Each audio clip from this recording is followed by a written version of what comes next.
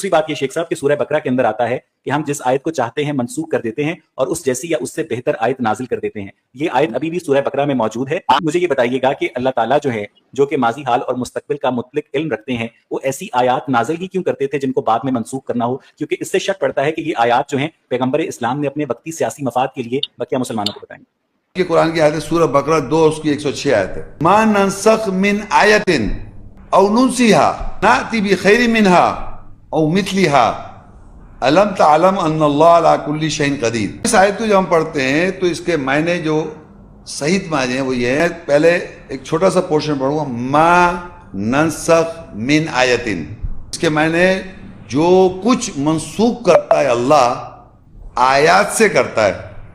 من آیتن، من کے معنی ہوتے ہیں عربی میں سے، اردو میں سے، انگلش میں فرام دی آیت، آیات سے منسوخ کرتا ہے. وہ ہمارے معاشرے میں انہوں نے لکھا ہے جو کچھ منسوخ کرتا ہے آیت کو.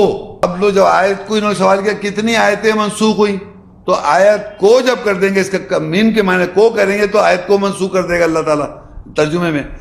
تو یہاں یہ لکھا ہے ما ننسخ من آیتن، جو کچھ منسوخ کرتا ہے وہ آیت سے کر دیتا ہے. اس کے معنی یہ ہوئے کہ آیت کو منسوخ نہیں کر رہا، آیت سے منسوخ کر رہا ہے. کس چیز کو؟ القاء شیطان، جو شیطان نے ڈالا ہوا ہے. تو جو کچھ شیطان ڈالے گا اس سے اللہ تعالیٰ آیت سے اس کو منسوخ کر دے گا.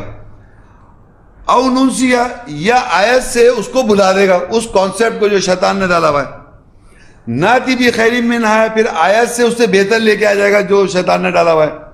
او مثلیہ، جو شیطان ڈالا اس کی مثل آیت سے بہتر لے آئے گا.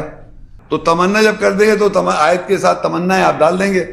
تو جب بھی آیت کی وضاحت ہوگی، آیت بدل کے وضاحت ہوگی، مکان چینج ہو کے وضاحت ہوگی، تو آیت سے منسوخ کرتا ہے القاء شیطان، آیت کو منسوخ نہیں کرتا اللہ تعالیٰ. جو آپ کا سوال تھا.